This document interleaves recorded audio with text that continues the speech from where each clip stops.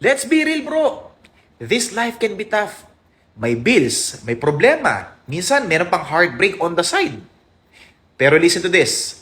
Romans 8:18. For I consider that this present time suffering are not worth comparing to the glory that is to be revealed to us. Sabi ni Paul, kahit gano'ng kabigat yung pinagdadaanan mo ngayon, wala yan sa level ng glory na nakaabang sa atin mula sa ating Panginoong Hesus. Parang ito lang yan.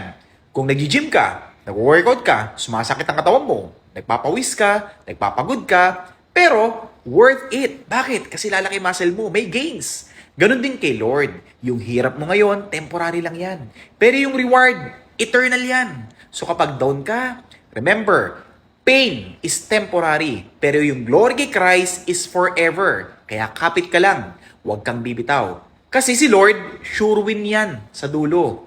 Basta make sure that you have a genuine relationship sa ating Panginoong Jesucristo.